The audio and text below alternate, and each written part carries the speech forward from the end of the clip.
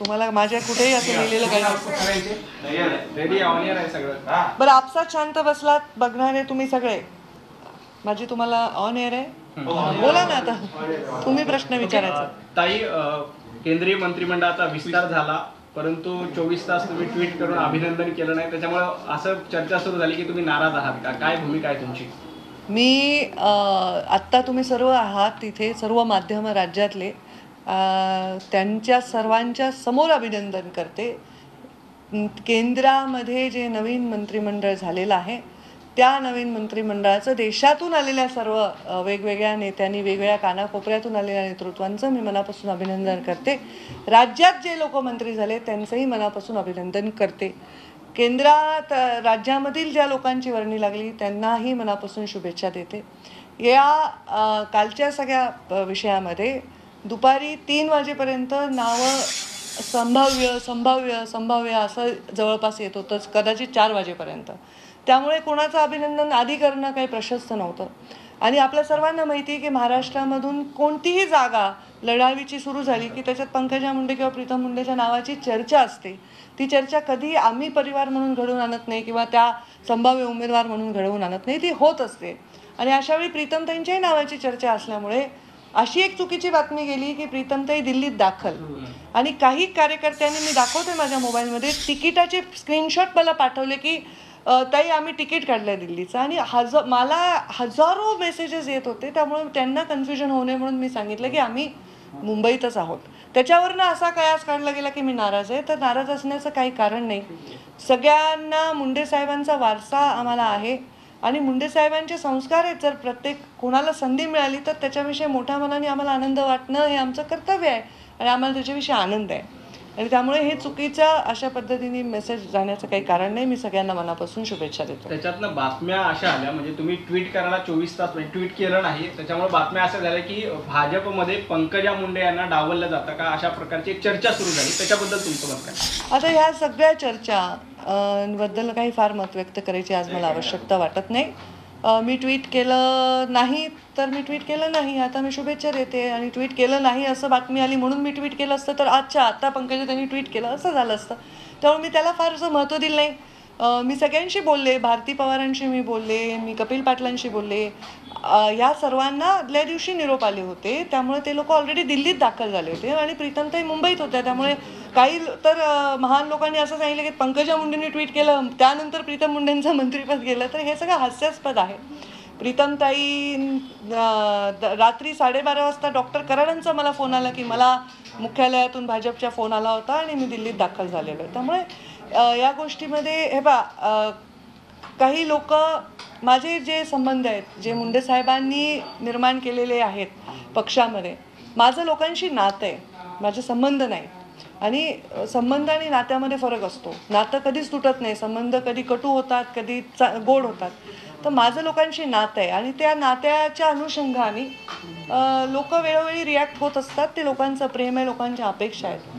तुमचे समर्थक असं म्हणतात प्रीतम मुंडे आणि पंकजा मुंडे यांच्यावर अन्याय झाला. भाजपने, समर्थकांचं असं म्हणणं आहे की पंकजा मुंडे आणि प्रीतमताई यांच्यावर भाजपने अन्याय केला असं समर्थक म्हणतात तुमचे. हे पहा, राजकारणामध्ये जेव्हा निवडणुका येतात तेव्हा आपल्याला जनतेच्या मत आणि जनतेच्या कलाची आवश्यकता असते. आणि जनता अनेक वर्ष स्वतःच्या समर्पणातून, स्वतःच्या प्रेमातून थोडं थोडं थोडं करून एक नेतृत्वाची उंची तयार करत असते. आणि ती एवढी मोठे मुंडे साहेब आहेत, त्यामुळे लोकांचं आमच्यावर प्रेम आहे. आणि असं नाही की प्रेम आहे आमचं नुसतंच आमच्याकडे नाव आहे, आमची मेहनत आहे, आमची वारसा आहे, वक्तृत्व आहे, कर्तृत्व आहे, या सगळ्या गोष्टीमुळे लोकांच्या अपेक्षा असतात. त्यामुळे आम्हाला लोकांच्या मनामध्ये ह्या भावना ज्या आहेत त्या बदलण्याचं काम माझं नाही, ते वेळेप्रमाणे होत राहील. असं वाटतंय का की जी संधी मिळायला हवी ती आता प्रीतम मुंडेंना, ज्या प्रकारे ओबीसी आंदोलन महाराष्ट्रात सुरू आहे, एक प्रकारे मोदी मंत्रिमंडळाला ओबीसी चेहरा देण्याचा प्रयत्न करण्यात आला. महाराष्ट्रातनं सगळ्यात मोठं ओबीसी समुदायाचं नेतृत्व करणाऱ्या नावाच्या घराण्याला किंवा त्यांना संधी मिळायला होती एकंदरीत सगळं राजकारण. हे पहा, भारतीय जनता पार्टीमध्ये एक पद्धत आहे निर्णयाची. त्या पद्धतीमध्ये ते निर्णय घेण्यामध्ये जे व्यक्ती, जे शक्ती आहेत ते ठरवतात त्यांना कोणता निर्णय घ्यायचा. आणि असं सगळ्याच राज्यांच्या बाबतीमध्ये वेगवेगळे निर्णय झालेले आहेत. त्यामुळं प्रीतमताईंचं नाव चर्चेत होतं. केवळ प्रीतमताईंचं नाव चर्चेत नव्हतं, हिना गावितांचं नाव चर्चेत होतं, अनेक लोकांचं नाव चर्चेत होतं आणि ते नावं न येता दुसरे नाव आले. तर त्यामुळे पक्षश्रेष्ठींनी हे नवीन नवीन लोकांना संधी द्यायला काय हरकत नाही. त्यांच्यामध्ये असे काही गुण असतील जे पक्षाच्या भविष्यामध्ये हिताचे असतील, पक्षाची शक्ती वाढवणारे असतील असं पक्षाला जाणवलं असेल, त्याच्यामध्ये काही हरकत असायचं कारण नाही. असंच प्रेम तुमच्याबद्दल जे लोकांचं प्रेम आहे, असंच प्रेम शिवसेना नेत्यांना देखील वाटते. खास करून संजय राऊत यांनी आजचा आग्रह लिहिला आहे की जाणीवपूर्वक डावलण्यात आलं. तर दुसरीकडे कोकणातले देखील एक नेते म्हणतायत की जे जे मुख्यमंत्री पदाच्या शर्यतीत आहेत त्यांना देवेंद्र फडणवीस बाजूला डावलत आहेत. तुमचं वैयक्तिक मत काय या सगळ्या ह्याच्याबद्दल? जे मत असतं वैयक्तिक मत वैयक्तिक असतं, ते काही जाहीर प्रकट करायचा विषय नसतो. आज माझं हे मत आहे की प्रीतमताईंचं नाव होतं आणि त्या योग्य नाव होतं, असं नाही की अयोग्य होतं. केवळ मुंडे साहेबांची कन्या म्हणून नाही, त्या अत्यंत विक्रमी मताने निवडून आलेल्या आहेत. त्यांनी खूप छान काम केलं आहे. कधी पक्षाची एक बैठक उडवली नाही, कुठलाही कार्यक्रम त्यांनी डावलला नाही. खूप कष्टाळू आहेत आणि खूप हुशार आहेत. तरुण चेहरा आहे, महिला आहे, बहुजन चेहरा आहे. त्यामुळे त्यांचं नाव हे न येण्यासारखं त्याच्यामध्ये काही नाही आहे.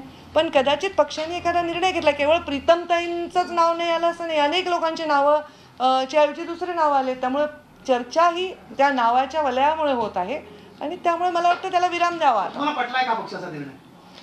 मला पक्षाचा निर्णय पटण्याचा विषय नाही, कारण पक्षाचा प्रत्येक निर्णय, जेव्हा मला पक्षाने फॉर्म भरायला लावला होता की मी तेव्हाही म्हणलं होतं आपल्या पक्षाची एक पद्धत आहे, मी एलिजिबल आहे का YBLCला अप्लाय करायला, कारण मी निवडणूक लढवली.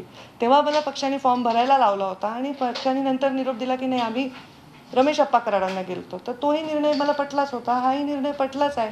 कारण पक्ष हा आमच्या संस्कारामध्ये अंतिम सत्य आहे आणि पक्षाने जो निर्णय घेतलाय तो पटणं आणि न पटणं हा विषय नसतो. पण सामनामध्ये थेट पंकजा मुंडे यांना खतम करण्याचा डाव भाजपा असं थेट लिहिलं गेलंय. सामनामध्ये पंकजा मुंडे यांना खतम करण्याचं म्हणजे त्यांचं राजकारण खतम करण्याचं भाजपाचा डाव असल्याचं थेट लिहिलं गेलंय. याकडे कसं पाहताय? मला वाटत नाही की भाजपाला मला संपवायचं आहे. मला वाटत नाही मी एवढी खूप मोठी आहे की मला संपवण्यासाठी अगदी प्रधानमंत्र्यांपासून कामाला लागतील. त्यांनी जे लिहिलंय ते मी वाचलं नाही, ते वाचल्यानंतरच मी त्याच्यावर काही प्रतिक्रिया. मुंडेंना पर्याय म्हणून कराड केले जातात का? कारण रमेश कराडांना तुमच्या वेळेला संधी मिळाली, त्याच्यानंतर भागवत कराडांना आता प्रीतमताईंच्या ऐवजी संधी मिळाली, तर मुंडेंना पर्याय म्हणून ओबीसीचं नेतृत्व म्हणून कराडांना पुढे केलं जातं. आणि याला लागूनच वंजारी समाजामध्ये फूट पडण्याचा प्रयत्न भाजपाकडून होतोय अशा पद्धतीची राजकीय चर्चा देखील रंगते. हे पहा, मी राजकारणात जे आले ते व्यवसाय म्हणून नाही आले, मी राजकारणात एक व्रत म्हणून आले.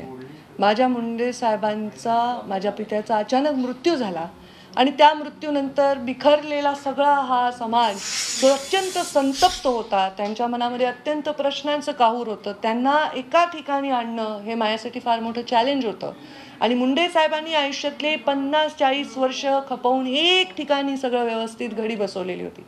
त्या घडीला विस्कटू देऊ नये एवढी साधी माझी जबाबदारी आहे. आता ही माझी जबाबदारी मी पूर्णपणे पार पडते.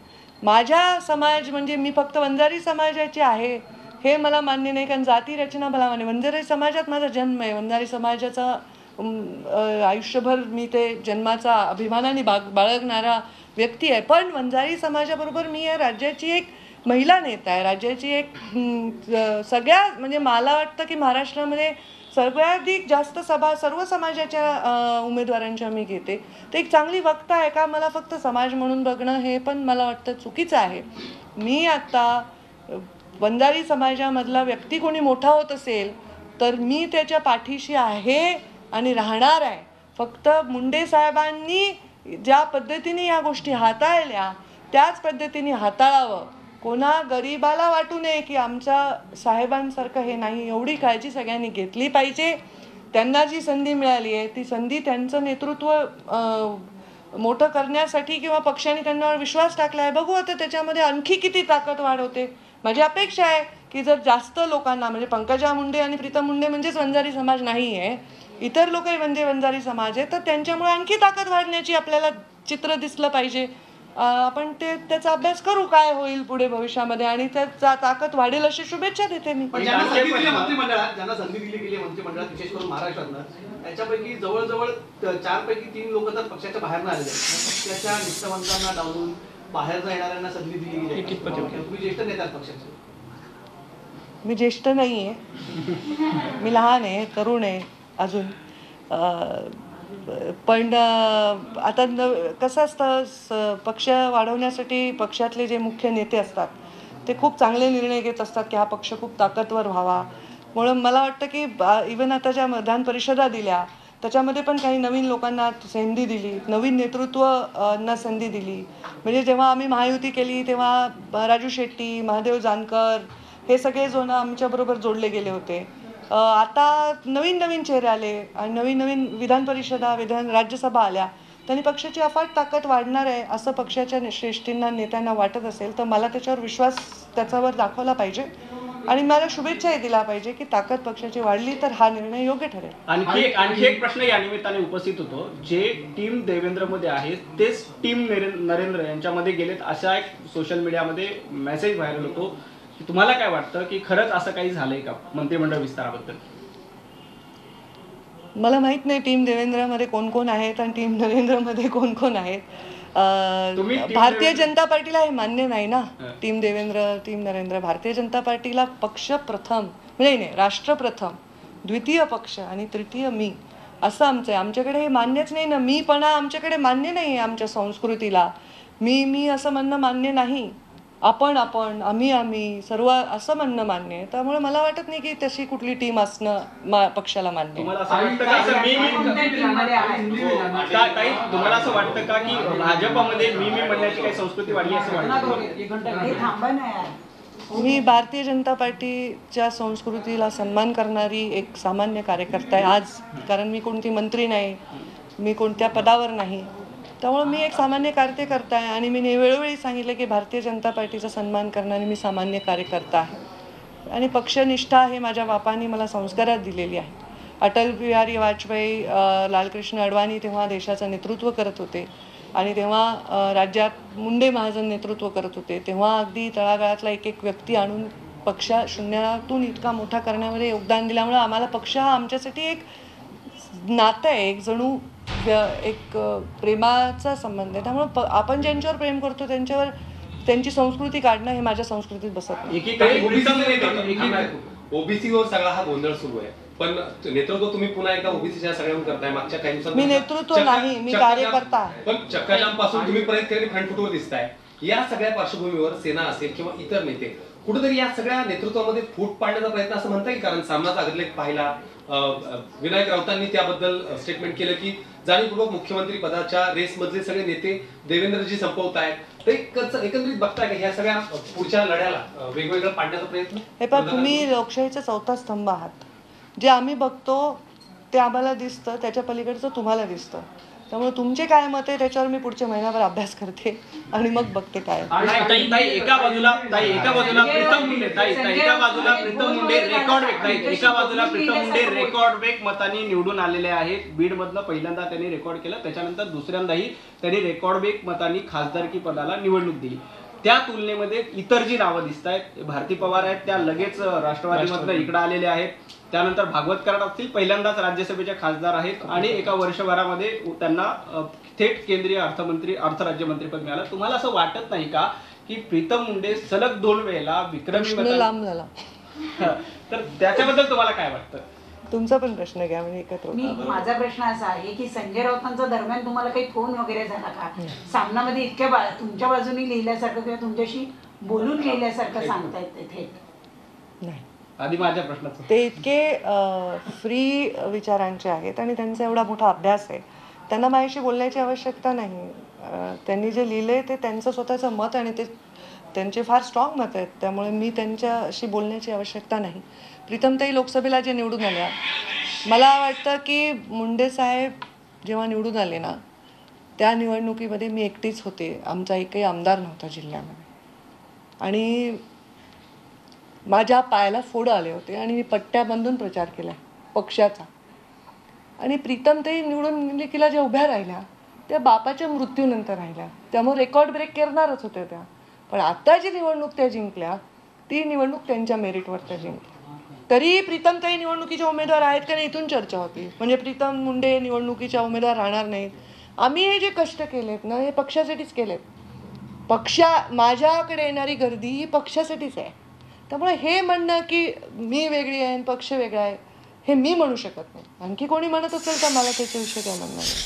माझं एवढंच म्हणणं आहे की आता हे जे पक्षामध्ये नवीन एडिशन झाले त्यांचंही स्वागत आहे, ज्यांना मंत्रिपद मिळाले त्यांचंही स्वागत आहे. आणि त्या मंत्री मिळालेल्या लोकांमुळे जर प्रत्येक मत जरी भारतीय जनता पार्टीमध्ये वाढत असेल तर त्याचंही स्वागत आहे. ताई, तुम्ही हे सांगताना तुमच्या डोळ्यात पाणी आलं दिसतंय. तुम्हाला कुठेतरी दुःख या गोष्टीचं होताना आम्हाला दिसतंय की पक्षासाठी तुम्ही पायाला पोड असताना प्रचार केला किंवा पक्षासाठी कथा काढला, कुठेतरी मनाला काहीतरी लागतंय. मनाला काही लागत नाही. मुंडे साहेबांची आठवण आली कारण मुंडे साहेबांना शपथही घेता आली नाही. ते निवडून आले आणि 3 जूनला ते गेले. म्हणजे गमतीचा भाग असा आहे की माझ्या आईला पेन्शन मिळते तर ती पेन्शन त्यांना दुसऱ्या टर्मची मिळत नाही, शेवटच्या टर्मची, कारण मुंडे साहेबांनी खासदारकीची शपथ घेतली नव्हती. ते शपथ घ्यायच्या आधीच गेले. 17 दिवसात मुंडे साहेब गेले. म्हणजे हे केवढं मोठं घोर दुःख आहे. प्रीतम ते काही राजकारणात मिरवण्यासाठी नाही आल्या, लोकांना शांत करण्यासाठी आल्या. त्यांचं काय राजकारण नाही आहे. त्यांचं राजकारण आहे फक्त तिथे मी राजकारणात तर मुंडे साहेब, मी राजकारणात आहेच. मी मुंडे साहेब राजकारणात असल्यापासून आहे आणि मी खूप भाग्यवान आहे की मुंडे साहेबांनी मला राजकारणाचे धडे दिले आणि म्हणून मी जिथे बसू शकते ते मी आज इथे बसले आहे. आणि तुम्ही सगळे जे इथे आहेत ही फार मोठी पुण्याई आहे आणि 25, 30, 40 वर्षांनंतर ती येते. जरी मी आज सुरुवात केली ना, मला म्हणजे कोणी कोणतंही पद जर दिलं आज मला तर इथून पुढचे 20 वर्ष मला काम करावं लागतं त्या उंचीवर पोहोचण्यासाठी. ताई, ओबीसी मध्ये खूप सारे वाद आहेत. ओबीसी नेता जे आहे कोण असावा असं तुम्हाला वाटतं? ओबीसीचे नेतृत्व करण्यासाठी खूप सारे वाद आहेत. हे काय चुकीचं आहे. कोणी नेता असा, मला एक तर कळत नाही सारखं जातीवादी प्रश्न का विचारले जातात. महाराष्ट्राचा नेता असतो, महाराष्ट्राचा नेता असतो, नेती नसते, नेता नसतो. ओबीसीचा नेता, मराठाचा नेता, ब्राह्मणाचा नेता, मारवाड्याचा नेता, हे काय पद्धत आहे? नेता नेता असतो. हे सुद्धा भारतीय जनता पार्टीच्या संस्कृतीच्या विरोधात आहे, जातीवार नेता असणं. हा, ओबीसीचे प्रश्न गंभीर आहेत त्याच्यावर आवाज उचलणार मी. मराठा समाजाला आरक्षण नाही मिळालं त्याच्यावरही आवाज मी उचलणार. जो वंचित आहे आणि जो पीडित आहे त्यांचा वाली आणि वाणी बनणं हे मुंडे साहेबांचा जीवनामधला एक प्रवास होता. आणि त्यावेळी कधी कधी पक्षाच्या भूमिकेच्या पलीकडे जाऊनही त्यांनी भूमिका घेतली. हा त्यांचा संस्कार होता आणि त्याच्यामुळे पक्षाचं ताकदच वाढली. पक्षाची ताकद कमी कधी झाली नाही. ज्या ओबीसी आरक्षणासाठी गोपीनाथ मुंडेंनी संघर्ष केला, जिस तरीके से प्रीतम ताई का नाम चल रहा था इस दिन तक, आखिरी समय तक कि वो मंत्री बनने जा रही हैं, लेकिन फाइनल जो नाम सामने आया उसमें प्रीतम ताई नहीं थी. आपने खुद ट्वीट करके इसकी जानकारी दी. कैसे देखते हैं, क्या प्रीतम ताई जो 2 बार वहां से निर्वाचित होके आई हैं उनको क्या साइडलाइन करने की कोशिश की गई क्या पक्ष के जरिए? मैं ये जाहिर रूप से कहना चाहती हूँ, यहाँ मराठी माध्यम और हिंदी माध्यम है, प्रीतम मुंडे या पंकजा मुंडे ने कभी भी कोई भी मंत्री पद की मांग की नहीं. कोई भी नेता से हम मिले नहीं. ये बातें गलत है कि हम कोई अपेक्षित प्रवास कर रहे थे उस पद की तरफ जाने के लिए. और ये भी बहुत सही मैं बताना चाहूँगी कि प्रीतम मुंडे का नाम चल रहा था, क्योंकि इस महाराष्ट्र में कोई भी पद आने वाला हो तो नेचुरली मुंडे का नाम चलता है. जैसे विधान परिषद और राज्यसभा के लिए मेरा भी चला, तो ये नाम चल रहा था. और जब ये नाम चल रहा था और कुछ नाम अचानक सामने आए, वैसे हिना गावित जी का भी नाम चल रहा था. उनके भी पिता मंत्री रहे हैं, वो भी भारतीय जनता पार्टी में इतने सालों पहले आए हैं, उनका भी नाम चल रहा था. तो ये एक प्रीतम मुंडे का नाम चल रहा था और नहीं हुआ ऐसा नहीं है. बहुत लोगों का नाम चल रहा था और नहीं हुआ ये है. पर यहाँ लोगों के थोड़ा नेचुरली ज़्यादा प्रेम और प्रभाव होने से रिएक्शन होती है. मैं ये कहना चाहूँगी, हमने कोई मांग नहीं की थी और हमें पार्टी के निर्णयों से कोई आपत्ति होने का कोई कारण नहीं. जो भी चुने गए हैं आज मंत्रिमंडल में पूरे देश में, मैं उनका अभिनंदन करती हूँ और उनको शुभेच्छा देती हूँ, उनको शुभकामनाएं देती हूँ कि बहुत अच्छा काम करे और मोदी जी ने जो विश्वास उन पर रखा है उसके लिए खरे उतरे. ताई, जिन 4 लोगों को मंत्री पद दिया गया महाराष्ट्र से, उसमें से 3 बाहर से आए हुए लोग थे, कुछ तो चुनाव के ठीक पहले आए हुए लोग थे. तो क्या पुराने जो कार्यकर्ता थे, चाहे वो आपके परिवार से हो या कहीं किसी दूसरे कार्यकर्ता हो, उनको दरकिनार करने की कोशिश की गई है क्या? देखिए, मैं ये सोचती हूँ कि मुंडे जी ने मैं राजनीति मेरे लिए व्यवसाय नहीं है. मेरे लिए व्रत है। और मेरे पिताजी के मृत्यु के बाद वो व्रत ज़्यादा कठिन परिस्थितियों से गुजर कर मैं निभा रही हूँ। मेरी बहन तो पिताजी के गुजरने के बाद राजनीति में आई। मैं सोचती हूँ अगर हमारा कार्यकर्ता कोई बड़ा होता है तो नेता के लिए वो सबसे बड़े फ़क्र की, अभिमान की बात है। और अगर किसी और को समाज में उतनी ऊंचाई मिलती है जितनी नेता को मिली तो वो नेता की सही जीत है। तो किसी को कुछ मिला, इसमें कोई दुख होने की बात नहीं है। हाँ, ये ज़रूर आप कह रहे हैं कि कोई लोग नए आए हैं, पर वो नए आए हैं तो विचारपूर्वक पार्टी ने निर्णय लिया होगा जिसमें पार्टी की ताकत बढ़ती होगी और पार्टी को बहुत सारा बदलाव आगे नजर आएगा, ऐसा लगता है। और वो उनका ज़्यादा अभ्यास है हमसे। मराठवाड़ा में क्या मुंडे परिवार को या मुंडे का प्रभाव कम करने की कोशिश की जा रही है? मुंडे जी का प्रभाव सिर्फ मराठवाड़ा में नहीं है, मैं तो अभी दूसरे राज्यों में भी जाती हूँ, बहुत प्रभाव है और वो कम करने की कोशिश में बढ़ता है, ऐसा मेरा अनुभव है।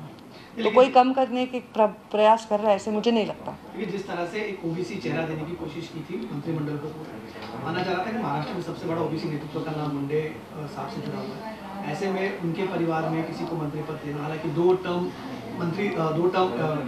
MP रह चुकी है प्रीतम मुंडे, उनको देना ज़्यादा लाजमी नहीं था। या फिर मुंडे परिवार हो या फिर महाजन परिवार हो, पूनम महाजन का भी नाम चला था, आप ही के परिवार से जुड़े, क्या ऐसे में उनको देना लाजमी नहीं था? देखिए, मैं सोचती हूँ जिनको मिला है वो भी तो मुंडे परिवार ही है। जो आज इस पद पर विराजमान हुए वो तो मुंडे जी ने ही बनाया है, मुंडे जी ने उनको संस्कार दिए। तो हमारे लिए हम और पार्टी हम अलग परिवार मानते नहीं हैं और उनको मिला है तो हमको उसमें दुख की बात नहीं है, हमको आनंद ही है। और मैं सोचती हूँ कि इसमें ताकत बढ़ रही है पार्टी की, ऐसा मैं सोच रही हूँ। शायद पार्टी ने ऐसा निर्णय लिया है, विधान परिषद में भी बहुत लोगों को इसमें नए नए लोगों को शामिल किया है, तो पार्टी की ताकत बढ़ रही होगी, पार्टी का अपना अभ्यास होगा। लेकिन ऐसा विधान परिषद के वक्त आपको विधान परिषद में आपका पुनर्वास किया जाएगा ऐसी चर्चा थी। इसके बाद में ये भी चर्चा थी कि शायद आपको, देखो, कोई बाढ़ मेरे घर में नहीं आई है, मेरा घर बह नहीं गया है, मैं आश्रित कहीं होने का एप्लीकेशन नहीं करी हूँ। मेरा पुनर्वसन कौन क्यों करेगा? मेरा पुनर्वसन जिसका किया जाता है वो जो बर्बाद हो चुका है, जिसको जो बह चुका है, ख़त्म हो चुका है। मेरे पुनर्वसन ये शब्द मुझे मान्य नहीं। लेकिन जिस तरीके से विधान परिषद के समय में आपका नाम सबसे आगे चर्चा में था, विधान परिषद की सीट आपको दी जाएगी, वहाँ पर भी नए लोगों को मौका मिला। फिर यहाँ पे चर्चा प्रीतम ताई का था, वहाँ पे भी नए लोगों को मौका मिला। तो इससे कई समर्थकों में क्या किसी तरीके का रोष है? क्योंकि आप लगातार जरूर देखिए, मैं ये साफ कहती हूँ, मेरे मन में इसमें कोई आपत्ति नहीं है। ये पार्टी का निर्णय है, इन निर्णय प्रक्रिया से मैं गुजर चुकी हूँ और मुझे इसमें कोई आपत्ति होने का कारण नहीं। पर समर्थकों का एक प्रेशर होता है, जो आदमी मासेस के साथ काम करता है उसको मास का प्रेशर होता है। जो आदमी लॉयल हमारे से सालों तक जो वोटर रहा है उसका थोड़ा प्रेशर होता है, तो नेचुरली समर्थकों में थोड़ा सा नेगेटिविटी है। ये मैं कैसे नकार सकती हूँ, पर उसका मुझसे या मेरे परिवार में कोई नेगेटिविटी उस बारे में नहीं। एक ज़माने में मुंडे साहब भी पर इसी तरह का प्रेशर था, उनको पार्टी में दरकिनार किया जा रहा है, ऐसी चर्चाएं थी। उस वक्त मुंडे साहब ने लगभग पार्टी में अपनी नाराजगी जाहिर की थी। उन्होंने तब पार्टी छोड़ने तक का निर्णय लिया था। सुषमा स्वराज जी ने उनको समझाया था, उनके बंगलों पर एक प्रेस कॉन्फ्रेंस हुई थी सुषमा स्वराज जी के बंगलों पर, तब मुंडे साहब ने अपना निर्णय पीछे लिया था। जब ऐसे एक मास लीडर को दरकिनार किया जाता है तो क्या ऐसी भावनाएं आती है लीडर के मन में, जिस तरह से मुंडे साहब के मन में आई थी, ऐसी भावनाएं आती है? मैं अभी मुंडे जी यहाँ नहीं है तो उनके बारे में ये कहना भी गलत होगा, क्योंकि उन्होंने इस पार्टी को अपने बच्चे की तरह पाला पोसा है। बहिणाबाईंची जात्यावरची ओवी म्हणजे